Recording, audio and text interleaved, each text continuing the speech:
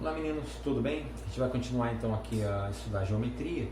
O próximo assunto é semelhança de triângulos. Tem uma certa relação, tem hora que a gente vai olhar o exercício e não vai saber se está lidando com o teorema de Tales ou com isso aqui. Os dois podem se entrelaçar, mas de maneira tranquila, tá? Grosso modo eu vou precisar de proporção, como a gente já estava fazendo, tudo sossegado, tá?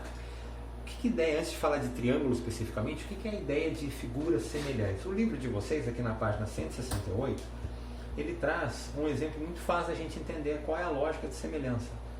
As fotos do menininho aqui, do garotinho. Olha só, observe que eu tenho uma foto de 3x4 e aqui uma foto 6x8. O que aconteceu? Eu dobrei as dimensões. Dobrei comprimento, dobrei altura, base, altura, comprimento, largura, não importa. E mantive a proporção. Tá? Quando eu aumento ou diminuo todas as dimensões de maneira proporcional, eu tenho figuras semelhantes. Observe que aqui no finalzinho, isso aqui não tem no livro de vocês, porque esse cantinho aqui é só um livro do professor, ó, esses cantinhos. Olha a figura do Cristo, como ela não está proporcional. Ó. Aqui o Cristo ele foi, vamos dizer assim, exprimido, tá? Encolheram lateralmente, então ele ficou mais alto, ó, e esticaram aqui, então ele ficou mais alto e mais estreito. Eu não mantive a proporção. Tá? Já o pentágono aqui sim, ó, se eu reduzir o pentagonão aqui, aqui no caso ele dividiu por 3 as medidas, tá? Então como se eu pedisse uma redução, essa figura é 1/3 dessa, tá? Aí eu estou obtendo também polígonos semelhantes, para vocês notarem que não é simplesmente com triângulos que a gente consegue fazer isso aqui, tá? Tem uma maneira interessante de pensar, que está aqui na definição que eu coloquei, ó, que duas figuras geométricas são semelhantes quando elas têm a mesma forma. Então não tem como um quadrado ser semelhante a um círculo, por exemplo. E através da ampliação ou redução, elas podem se tornar congruentes. O que é congruente mesmo? É que tem a mesma medida, figuras idênticas, tipo um clone perfeito, Ctrl+C, Ctrl+V, copiei e colei, tá? Se eu pegar a fotinho do menininho aqui e aumentar suficientemente para que a base chegue a 6 e a altura chega a 8, essa foto vai ficar congruente a essa. Então, conforme eu fizer o movimento aqui, o aumento, eu consigo deixar as fotos congruentes, as imagens congruentes. Aqui mesma coisa, como eu falei que eu tinha reduzido 1/3, significa que se eu pegar essa figura e aumentar em 3 vezes, eu triplicar as dimensões, ela vira essa. Então, para que duas figuras sejam semelhantes, eu preciso ter essa ideia de que se eu aumentar ou reduzir o suficiente, elas vão ficar congruentes, elas vão ficar idênticas, tá? E o que eu tenho certeza sobre figuras semelhantes? Os ângulos são congruentes e os lados são proporcionais. Então, isso tem que ficar claro, os ângulos não se alteram. Quando eu aumento ou diminuo, eu não estou aumentando ou diminuindo a abertura. Ângulo é abertura, ok? Ângulo é isso aqui, ó. Fechei, abri. Isso não tem nada a ver com o tamanho. Então, eu posso pegar um retangulinho tipo isso aqui, que é um retângulo, e a lousa da sala de aula, por exemplo, que vocês estudam lá no Marilac, e continuará sendo retângulo, os ângulos continuarão retos. Ah, mas aquele ângulo lá é maior que esse. Não, não é. A abertura é a mesma, 90 graus, cada cantinho da lousa. Ok? O que foi aumentado em relação a essa figura lá na lousa, ou até entre essas duas que eu coloquei aqui, são as dimensões. O comprimento, a altura, a base, a largura, seja lá como é que você queira pensar aqui. Tá legal? Bom, então isso aqui sempre. Eu sempre vou ter ângulos congruentes, tá? E os lados não são necessariamente congruentes. Eles são proporcionais, como eu mostrei da foto do garotinho ali. Tá legal? Então eu peguei um primeiro exemplo aqui para a gente verificar como que a coisa ocorre, como que eu tenho certeza que duas figuras são semelhantes. Os ângulos, ok? Então retângulo, retângulo, quanto a isso sem problema algum. Agora eu vou verificar se a proporção foi mantida. O 3 virou 4,5, o 4 virou 6, como se eu tivesse ampliado esse meu retângulo aqui, ok? Então, organizando as informações que eu acabei de dar, olha ali, ó. Os ângulos correspondentes são congruentes, ó. E mais uma coisa importante, isso é bom falar, não é que os ângulos têm que ser congruentes entre si aqui não, é que o ângulo que está aqui tem que ser correspondente ao que está na posição, tem que ser congruente ao que está na posição correspondente na outra figura. Observe aqui novamente que é interessante ver um pentágono, que é uma figura bem bagunçada, não é aquela coisa do retângulo bonitinho. Que cada cantinho desse aqui tem uma medida diferente, ó, tá? Então esse ângulo, observe que eu pus a figura na mesma posição uma da outra, esse ângulo tem que ser congruente ao seu correspondente. Esse tem que ser congruente ao de cá. Esse congruente ao de cá. Esse congruente ao de cá e esse congruente ao de cá. Ok? Então não é que todos os ângulos da figura têm que ter a mesma medida, não é isso. É quando eu estou comparando uma figura com a outra, os ângulos que estão numa mesma posição ou os ângulos correspondentes têm que ter a mesma medida ou ser congruentes, ok? Lembrando que esses três skins indicam justamente isso, olha lá. A é congruente a E, B é congruente a F, C é congruente a G, D é congruente a H. Dito isso, agora eu vou ver a questão que é a mais importante, porque os ângulos a gente não tem assim cálculo para fazer necessariamente com eles, tá? Eu vou trabalhar muito com as medidas dos lados aqui. Eu preciso que as medidas dos lados sejam proporcionais. Como assim? Olha lá. O 4 virou 6. Então, quando eu monto a razão de 4 para 6, eu obtenho esse valor simplificado, 2/3. Para que eu tenha certeza que o par de figuras são proporcionais ali, eu preciso verificar se essa proporção é mantida aqui também. Tá? Então, o que eu fiz? Peguei o 3, que é o AD, para o 4,5, que é o EH. Aí eu fiz o que para simplificar? Igualei casa, tirei vírgula, simplifiquei por 15. Obtive o mesmo valor. Quando isso ocorrer entre as medidas dos lados correspondentes, é porque eu tenho figuras semelhantes, tá? Ou polígonos semelhantes, que é o foco nosso, ou mais importante ainda, mais à frente, triângulos semelhantes. Esse valor, essa razão, ela tem que ser constante. Se ela mudar para cada lado que eu testar, para cada par de lados, eu já não tenho essa questão da semelhança, tá? E ela é chamada, inclusive, de constante de proporcionalidade, porque é ela que indica o quanto que foi aumentado ou o quanto foi reduzido da figura. Geralmente, se você procurar em materiais, principalmente no ensino médio, que vocês vão para o ano que vem, isso vai ser chamado de K. Tá, mas é apenas uma letra para representar essa constante. E ela é chamada de razão de semelhança também, tá? Que é a razão que indica o quanto eu ampliei ou reduzi a minha figura. A partir daqui a gente vai fazer alguns exemplos que não necessariamente ainda envolvem triângulos, tá? A gente vai ver meio que geral, como que a gente pode usar essa ideia de proporcionalidade, tá legal? Então, olha, na frente de uma mansão serão construídos 2 jardins quadrangulares. A razão de semelhança entre as medidas de seus lados deverá ser de 3 para 8. Isso significa o quê? Por exemplo, cada 3 centímetros do pequeno, 8 centímetros do 8. Ou a cada 3 metros do pequeno, 8 metros do outro, tá? Se o maior terá 200 metros de perímetro, quanto medirá cada lado do menor? Como que a gente vai fazer? Bom, esse 3 para 8 é a razão de semelhança, é a constante de proporcionalidade, tá? Outra coisa, quadrados sempre são semelhantes. Por quê? Para eu manter um quadrado conforme eu amplio ou reduzo, eu não posso mudar a proporção de um lado para o outro, porque daí eu vou esticar demais um lado, ele vai deixar de ser quadrado e virar retângulo. Tá? Então falou pra gente, 2 quadrados, não está falando mais nada, eles são semelhantes. Eles têm os ângulos retos e os lados proporcionais. Tá? Sempre. Isso acontece também com o círculo. Bom, então voltando aqui, eu tenho 2 quadrados, né? Ele fala que o maior tem um perímetro de 200 metros, ok? Então vamos anotar aqui. Perímetro do maior, 200 metros. Como eu tenho o perímetro do maior e tenho a razão, eu consigo descobrir aqui o perímetro do menor. E a partir do perímetro do menor, aí eu consigo descobrir cada lado. Por exemplo, se eu perguntasse agora para você do maior, perímetro é 200 metros, quanto mede cada lado? Você ia dividir por 4. Então 50, 50, 50, 50. Só que eu preciso dessa medida do menor. Então o perímetro do menor é uma coisa que eu ainda não sei. Tá? Então a gente pode chamar aqui de repente de X. Como que eu posso montar uma proporção aqui agora? E aí tem que tomar cuidado, muito cuidado com ordem, tá? É cheio dessas pegadinhas, já até coloquei uma aqui, ó. Ele dá a razão do menor para o maior. Por que eu sei que está do menor para o maior? Porque 3 é menor do que 8. Só que aqui ele inverte, ele dá o perímetro do maior para a gente descobrir o do menor. Então tem que tomar muito cuidado na hora de montar a proporção, ó. A razão de semelhança ou a constante de proporcionalidade é de 3 para 8.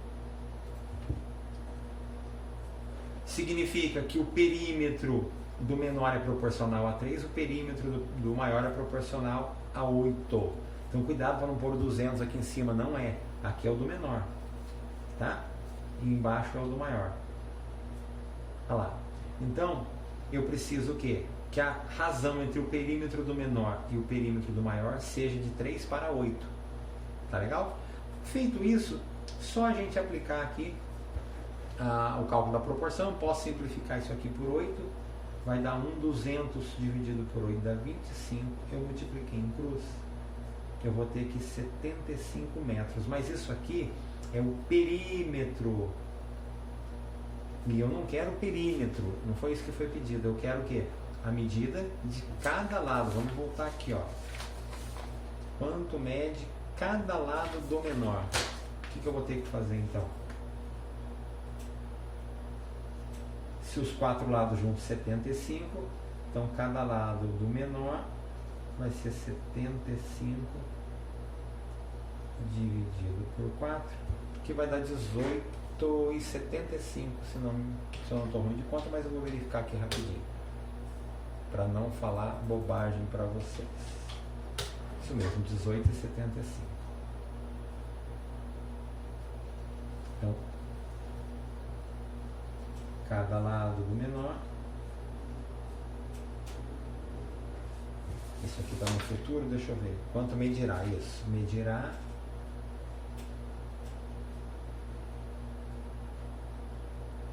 Vocês vão notar ao longo dos exemplos, não dessa aula, principalmente da próxima, que a nossa dificuldade não vai ser na montagem, porque não vai fugir muito disso aqui não. É posicionamento da figura. Tem hora que até eu entender que eu tenho triângulos semelhantes, leva um tempo, eu tenho toda uma organização, nem sempre é automático, tá? Mas o cálculo em si, tranquilo. Uma pergunta, eu falei de quadrado, isso aqui não tem nada para fazer de conta não. Falei do quadrado e falei também do círculo.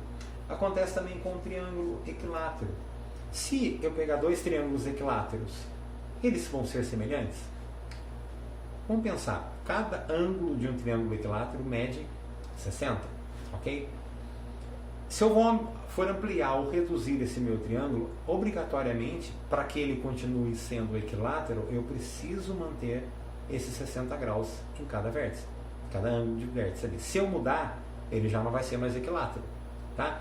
De forma que eu posso ampliar e reduzir qualquer triângulo equilátero.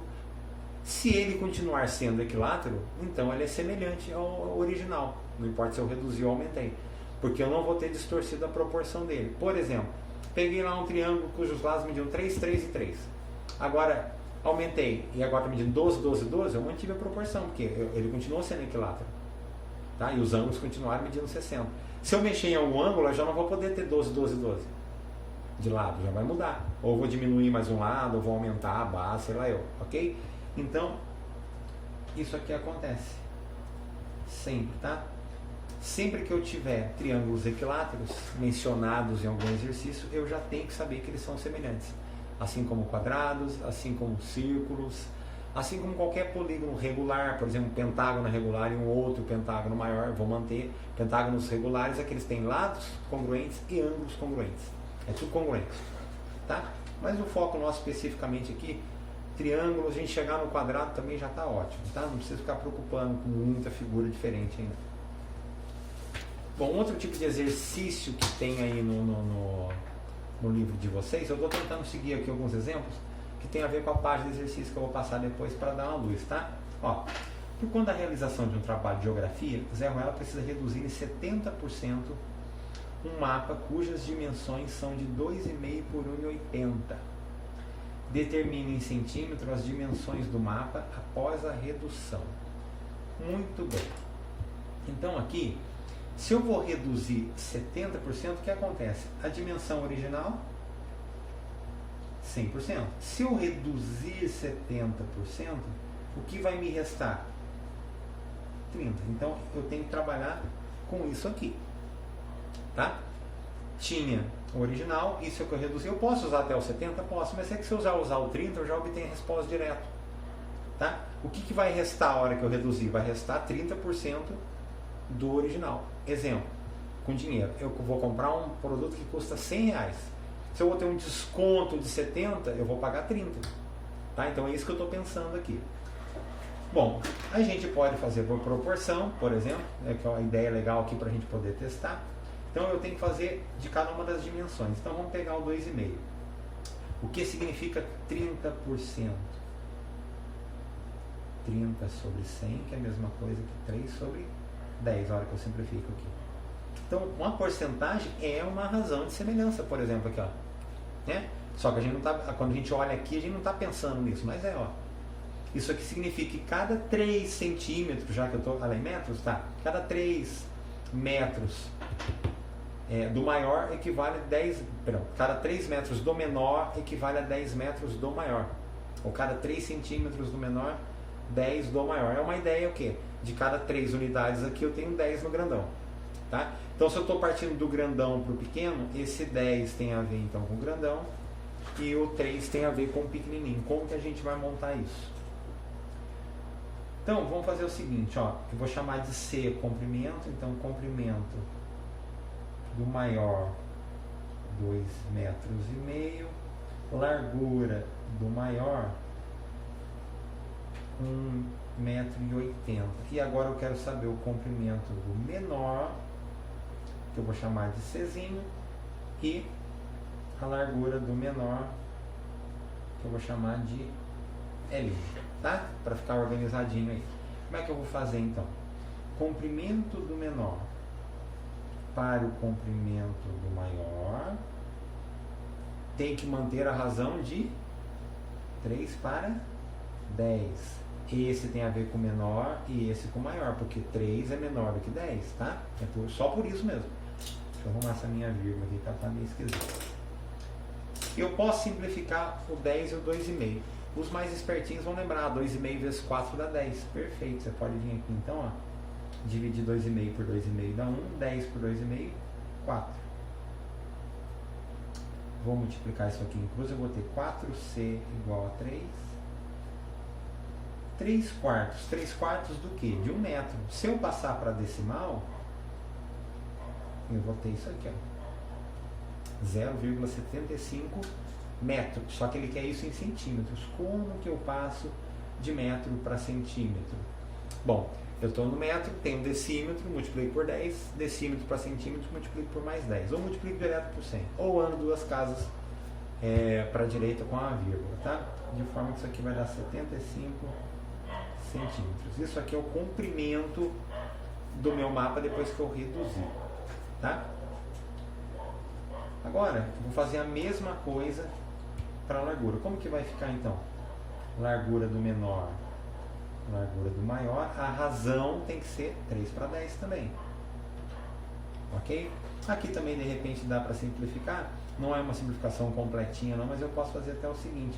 Ou de repente aqui, gente, eu nem sei se vai compensar fazer isso. Sabe por quê? Porque depois eu vou dividir por 10 no final também, vai ficar super fácil. Até ali eu podia ter feito isso. Tá? Melhor fazer assim, ó. 10L, 3 vezes 1,8, 5,4.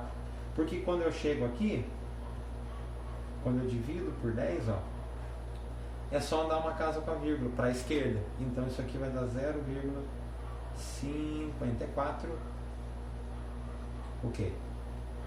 Metro. E eu quero a minha resposta em centímetros. Então 54 centímetros. Ok? Então as dimensões do meu mapa após a redução em centímetros, 75 por 54. Vamos fazer um testinho aqui para ver se dá beleza, para vocês analisarem uma outra maneira de fazer. Eu fiz proporção que a gente vai usar muito assim, né? Mas eu poderia fazer, por exemplo, o seguinte, ó, 2,5 vezes quanto? 30%. Olha lá, 0,75, já dá direto. Ou 1,8 vezes 30%, olha lá, 0,54. Então, eu tenho essa possibilidade de usar a proporção, mas eu poderia usar aquela ideia de porcentagem, vocês veem desde o 5º ano sem problema nenhum. Tá legal? Esse último exemplo, antes da gente falar especificamente de triângulos, diz o seguinte pra gente, ó. A rotatória localizada na entrada principal da cidade de Diogópolis tem 20 metros de raio. Então eu vou chamar isso aqui de raio inicial, que ela vai sofrer uma alteração aí. Ó, Por questões de mobilidade urbana, a medida do raio será aumentada em 10 metros. Então o raio final vai ser 20 mais 10, vai passar a medir 30 metros. Essa alteração irá gerar um aumento de quantos por cento na área da rotatória? Então aqui a gente toma muito cuidado, porque quando eu estou falando de raio, eu não estou falando de área. Raio é só a medida do centro da circunferência até a circunferência, como se fosse lá o raio da roda da bicicleta. A área eu quero uma superfície, imagina que eu tenho uma superfície circular, uma coisa redondinha, eu quero aquela área. Tá? Imagina que eu tenho uma bandeja redonda, qual é aquela área?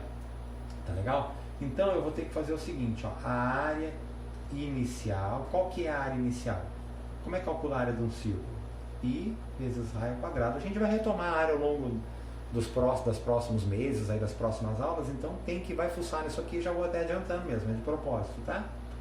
O π pode deixar só π mesmo, não precisa trocar não. 20 ao quadrado, isso aqui vai dar 400 π metros quadrados. Não precisa trocar o π.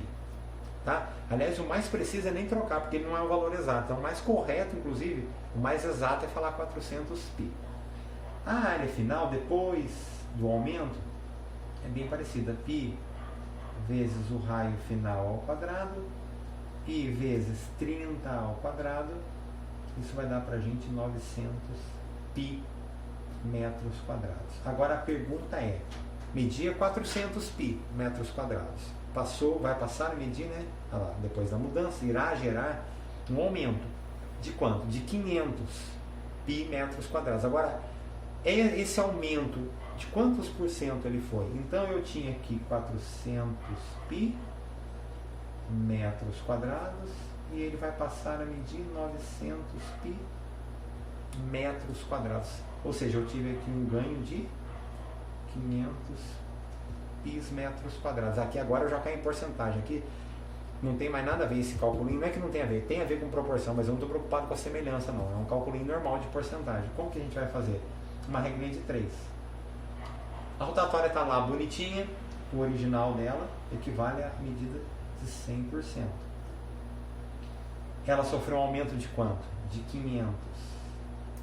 De quantos por cento que foi esse aumento? Tá? Então, aqui é como ela estava.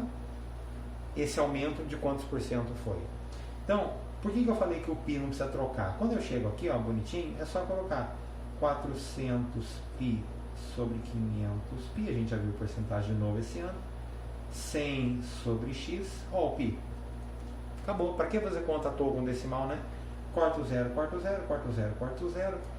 Se eu quiser cortar aqui o 4 e o 100 eu posso dividir por 4, fica 1 e 100 por 4, 25. E aí eu vou chegar no seguinte, x, 25 vezes 5, 125% de aumento. Nossa, mas que estranho, pode ter um aumento de mais de 100%? Pode. Eu não posso falar, por exemplo, vamos pegar a sala de vocês, em 26 alunos, eu não posso falar que 120% dos alunos da sala não tem net, porque eu estou passando do inteiro, mas para aumento tem.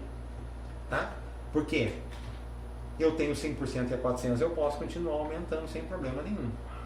Tá? Então, um exemplo, ó, 400, para vocês testarem aqui, mais 125%, olha lá, 900, tá vendo? Ou uma outra maneira, eu quero calcular 400 vezes 125%, olha lá, 500, tá vendo? Então, por mais esquisito que a gente tenha achado aqui, esse valor, mas não tem problema nenhum, para aumento, tranquilo, tá? Sossegado. Ah, a pessoa teve aumento de 300%, o número de infectados com o coronavírus aumentou 380%, tudo bem acontecer esse tipo de aumento, não tem problema nenhum, vocês não acharem que tem alguma coisa errada. Então, até aqui, a gente não falou ainda especificamente de triângulo. Vocês vão anotar depois que tem essa página de tarefa aqui do livro, os exemplos que eu dei justamente para auxiliar vocês a fazerem isso aqui. Tá? Depois, aqui agora, em sequência, aí sim a gente vai começar a falar de triângulos. Tá? Que é o foco do nosso estudo. Então, dois triângulos são semelhantes quando possuem ângulos respectivamente congruentes. Isso eu já falei, funciona para qualquer figura geométrica. e lados correspondentes proporcionais. É a mesma lógica, só que agora eu estou pensando simplesmente em triângulos. Tá? A gente viu ali quadrado, círculo, agora não, eu vou trabalhar com triângulos. Tá legal? Então, a primeira situação que a gente tem, a melhor de todas, quando ele já vem informando para a gente, olha, são semelhantes. Então não preciso verificar se são. Vocês vão notar que vão ter exercícios ao longo das próximas aulas que eu que vou ter que verificar se são semelhantes, ou que eu que vou ter que posicioná-los de maneira a analisar melhor. Aqui não, ó, tá bonitinho. Aparece até um esquadro, né? Como se eu tivesse pego aqui um triângulo grandão, Ctrl C, copiei, colei e reduzi. Deixei ele aqui no miolinho. Então eles são semelhantes, então eu já sei que os ângulos são congruentes, eu já sei que as medidas dos lados correspondentes são proporcionais. Tá? Então só para ficar claro, ó, esse ângulo tem a mesma medida desse, esse ângulo tem a mesma medida desse, e esse ângulo tem a mesma medida desse. Tá? Ele já colocou tudo em posição bonitinho aqui para não ter rolo, só para a gente entender a lógica. Uma vez que eu percebi que isso corre bonitinho, que já foi informado legalzinho ali, eu vou montar uma proporção com os lados correspondentes, de forma a obter os valores desconhecidos. Só que eu tenho que tomar o seguinte cuidado. A ordem que eu vou escolher, tanto faz do menor para o maior, isso não importa. Se é o x primeiro, se é o y primeiro, não tem problema. A questão é, se eu escolher montar uma razão, a medida do maior para a medida do menor, eu tenho que obedecer essa ordem quando eu vou continuar a montar a minha proporção. Eu não posso pegar, por exemplo, 18 sobre y igual a 18 sobre x, porque olha, eu peguei do grande para o pequeno e do pequeno para o grande. Tá? Então eu estou comparando grande para o pequeno, grande para o pequeno. Ou estou comparando pequeno para o grande, pequeno para o grande. Tá legal? Como que vai ficar isso ainda? Vou começar aqui pelo y. O lado AB é correspondente ao lado B, então 18 para y. Não adianta eu pegar o x e 18, porque eu vou ter duas incógnitas, então é melhor pegar aqui, ó. 18, o lado do grande para o seu correspondente do pequeno, base do grande para a base do pequeno. Então tem que manter essa ordem. Ah, mas eu quero começar y sobre 18, ok, mas daí você tem que pôr 9 sobre 12. Tem que manter essa ordem. Muito bem. Aqui eu consigo simplificar por 3, fica 4 e 3. Aqui eu consigo simplificar por 2, fica 2 e 9. Vou multiplicar em cruz. 2y igual a 27. Então y vai dar 13,5. Aqui não trouxe medida nem nada, acabou. Não precisa colocar centímetro, metro, nem nada não. Agora precisa achar o x, o valor do x. É a mesma lógica. Agora, se eu não quiser pegar para a gente ver que funciona, eu vou pegar, sei lá, 18 para x, não tem problema. Ou, quer ver? Eu posso fazer do jeito que eu quiser. Posso usar aqui, ó, 12 para 9, quero pegar primeiro as bases. Ah, professor, posso usar o 13,5? 13,5 para 18? Pode, mas para que vírgula? Vamos evitar, né? Mas pode. Então, 12 para 9, do grande para o pequeno, grande para o pequeno, tá? Então, tem que só tomar cuidado com isso. Dá para cortar aqui por 9, fica 1 e 2. Quando eu multiplico aqui em cruz, vai dar 24. Então, aqui 24, aqui 13,5, achei os valores desconhecidos. Gente, em geral, exercícios de semelhança de triângulos, a gente vai desembocar em algo assim. O problema é deixar ele, às vezes, bonitinho, porque às vezes ele vem todo bagunçado. Tá? Aqui eu já estou dando um exemplo que a gente vai precisar fazer o que a gente chama aqui de um giro, uma virada do triângulo, porque ele está fora de posição. Ele falou, ó, considere o par de triângulos retângulos a seguir, mas não informou que eles são semelhantes.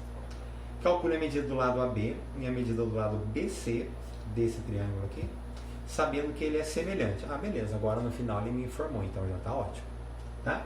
Só que eu tenho que tomar cuidado porque eles estão fora de posição. Ó. Então esse cara está com o ângulo reto para cá e esse está com o ângulo reto lá em cima. O que eu recomendo, que não é obrigatório, mas é uma dica preciosa, é procure deixar os triângulos na mesma posição, que daí fica fácil observar a correspondência de lado com lado, de base com base, tá? Então, como que a gente pode fazer isso? Ou eu posso mexer nesse triângulo como se eu fosse girar para ele ficar nessa posição, é como se eu fosse fazer isso aqui com ele, ele está aqui, eu vou virar assim, ó, puf, vou jogar esse ângulo reto lá em cima. Ou esse aqui eu inverto, eu ponho ele para baixo para ele ficar nessa posição. Aí é o gosto de vocês, tá? Eu vou mexer nesse grande aqui. Então olha só o que é legal fazer. A gente pega Então, como se eu fosse rebater, tá? Pegar aquele ângulo reto e pum, jogar aqui embaixo. Aí eu vou ter o seguinte, ó. Aí vocês vão ver que fica super fácil de montar. A grande parte dos nossos problemas acabam quando a gente aprende a fazer esse giro, essa virada aqui com a figura. Então o H, que é o ângulo reto, veio aqui para baixo, ok? Olha lá, o G ficou em cima, ou eu posso pensar que eu fiz isso também, ó, peguei o G, joguei lá para cima, e o I está aqui nesse cantinho, continua sendo aqui. Outra coisa que é legal, eu já até coloquei nesse, é a gente usar as marcações dos ângulos para nos guiar. Esse ângulo mais agudinho, mais fechadinho, ele continua aqui, ó. E esse um pouquinho maior, mas ainda não de 90, né? Vai lá para cima. Aqui o que aconteceu? Entre o H e o I, que eu fiz isso aqui, é 3, ó, então aqui que está o 3 agora. Entre o G e o H é 1. O que eu fiz especificamente então? Eu reposicionei esse meu triângulo para que ele ficasse na mesma posição do que o triângulo pequeno. Ó. E agora fica fácil fazer a correspondência desse lado com esse, desse lado com esse. Tá? Na hora de montar a proporção, fica super tranquilo. Ah, professor, posso fazer sem, tipo um cerávulo da vida que tem facilidade? Isso pode. Só que o risco de errar, dependendo do tipo de exercício, é grande. Então eu não recomendo. Tá? Eu mesmo prefiro virar quando vou resolver. Bom, uma vez colocado esse girinho, agora é só montar. Ó. 1 menos x é correspondente ao lado que mede 1. A base x é correspondente à base que mede 3. Vou multiplicar em cruz, então vai ficar aqui 1 vezes x dá x. 3 vezes 1 dá 3 e 3 vezes menos x, menos 3x. Aí, x, opa. Vou jogar aqui esse 3x. Oh, meu Jesus amado, dá-lhe corretivo. Vou jogar o 3x para cá. Então eu vou ter 4x igual a 3. O meu x vai valer 3 quartos. Se quiser colocar em decimal, que de repente é interessante, por se tratar de medida, é sempre bom, né? Mas a gente trabalha melhor com isso do que com isso, nosso cérebro, né? Quando estou pensando em medida, ou dinheiro, por exemplo. Tá? Isso aqui é a medida do lado BC. Ele quer medir também do lado AB. O lado AB, então vamos organizar aqui o lado BC, que media x, equivale a 0,75, ele não dá unidade de medida, né? Então isso aqui está resolvido. Agora o lado AB, ele coloca aqui pra gente, ó, 1 menos x. Então o lado AB, 1 menos x, 1 menos 0,75, que dá 0,25, tá? Então, o lado AB,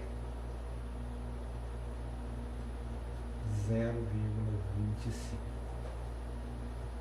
Ok? Então, minha resposta.